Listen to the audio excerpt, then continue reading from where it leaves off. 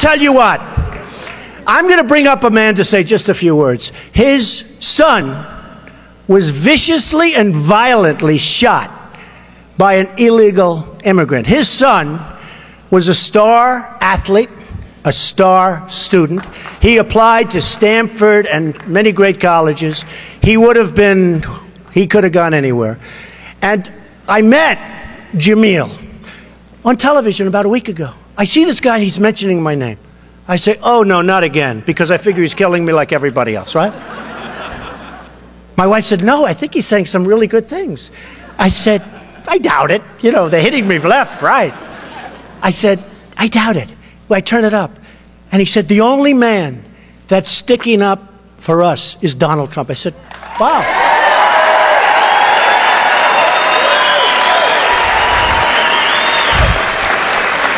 This guy is great.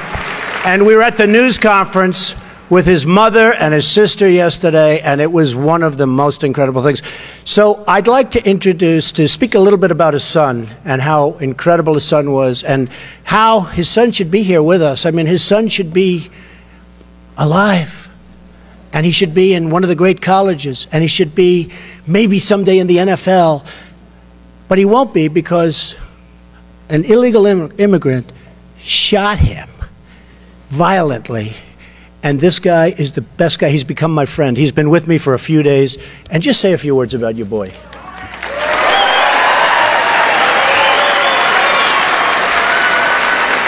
Thank you. Yeah, my name is Jamiel Shaw. My son was named Jamiel Shaw II. He was shot dead in the street by an illegal alien, or should I say, someone in a country illegal. And he was a good kid. I'm sorry, he was a good kid. He was a good kid. He was. We thought we did a good job. You know, when he was 5 years old, I started training him to get him ready. My goal was to get him ready for the 9th grade, which is high school. And we know high school football is big time. You know, you have to really start early. We were doing the Pop Warner. We were going through everything. And I was on his case 24/7. I'm one of those hands-on dads, like my dad was. He was hands-on, you know. Yeah. He was hands-on and the belt on, you know. And, you know, I respected my father, and I was scared of him more than I was scared of the police, you know. So I made sure I couldn't do nothing wrong. And I wanted my son to be the same way. You know, I didn't want to have to spank him. I wanted him to do what I say because it's the right thing to do, and you want to make it in life.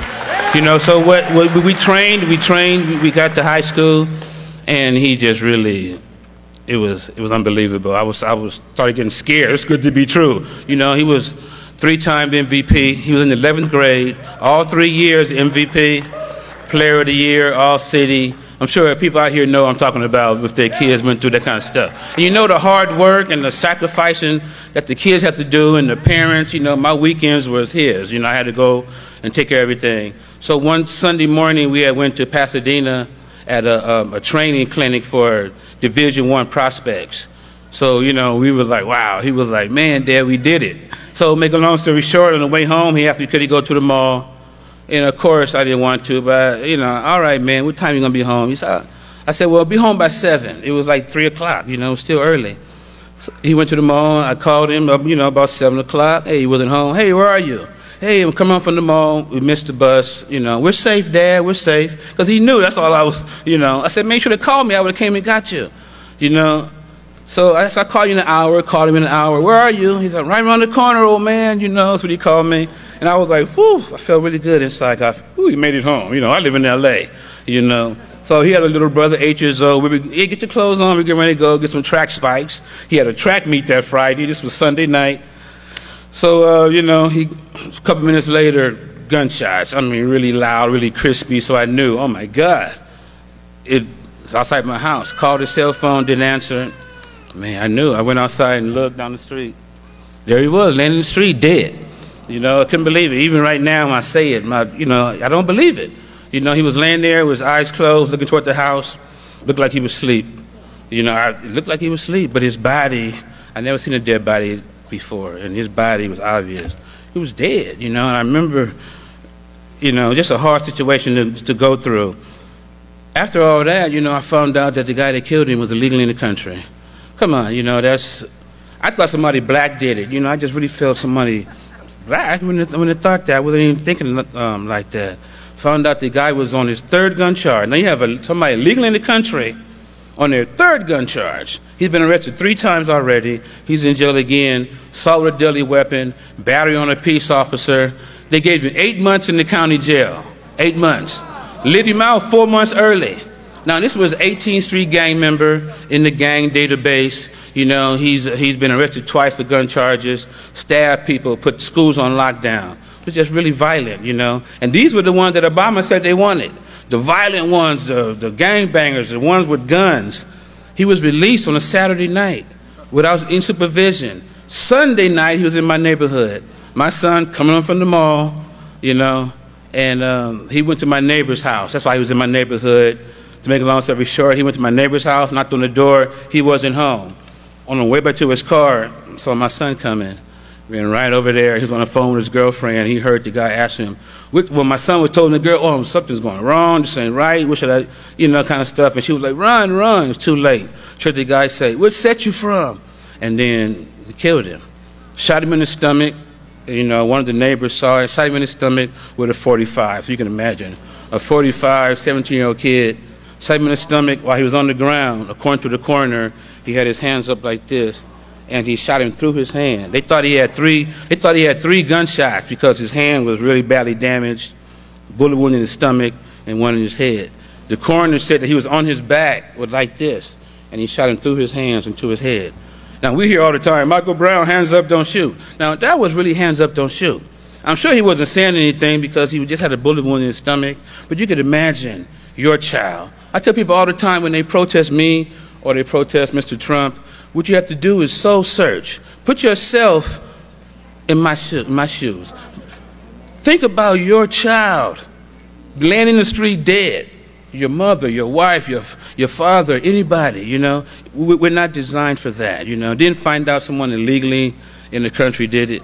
So when I found out, you know, I'm going to move on to Donald Trump. I found out when Donald Trump was running for office, I watched it because, you know, everybody likes Donald Trump. You know, if it not nothing to do with the president said, you want to see what he got to say, you know. So I looked and I saw what he was saying, and he was talking about saving the country. People, my friends were calling me, liberal friends calling me, turn the TV on, Donald Trump is talking about helping America. You know, I turned on and I saw when I saw it, I was so happy. For the first time in 7 years, I felt hope, real hope, you know. Yeah, I felt real change, you know. And one thing Donald Trump showed me when he came out aggressively like he did is that he can weather the storm, you know. We need somebody that can weather the storm. No one else can lose that kind of money and still be able to do what they got to do. You know what I mean? You know, I tell people all the time, the only difference between me and Donald Trump is that he doesn't care what's going on because he has the resources. I don't care. I don't have nothing. I have nothing to lose. You know what I mean? So it's like a team. You know, they can't stop us. You know, and we really got to get him in here. He loves America. You know, I would tell you, I'm serious. If Donald Trump wasn't a real deal, I wouldn't come around him because, you know, my son was murdered, so I don't trust nobody. You know, I mean, I think everybody, you know, if you're not against illegal immigration, you're my enemy. I can't help that. That's how I feel. My son was murdered. You have to understand that. You have to understand, what would you expect from your government? What would you expect from a politician that's running for office? What would you expect if your son was dead, your daughter, your mother? What would you expect from him? You expect for him to go out there and fight for us. What do we have? You know, he's the only one that's talking about saving our country. All the Republicans, we were going to be bamboozled. Donald Trump exposed them all because they were all going to say, we're going to save the border and we're going to save, and they wouldn't have did nothing. Because now they're after him. So what were they going to do for us? Nothing. We have to trust Donald Trump the way you trust your mom and your dad when you was growing up. You don't have to believe everything they believe. You don't have to do whatever they say, but you have to trust them. That's your mom, that's your dad. It's somebody you have to believe in. And I can always say, when people don't want to hear what I have to say, Ask yourself, what would you do if somebody killed your kids?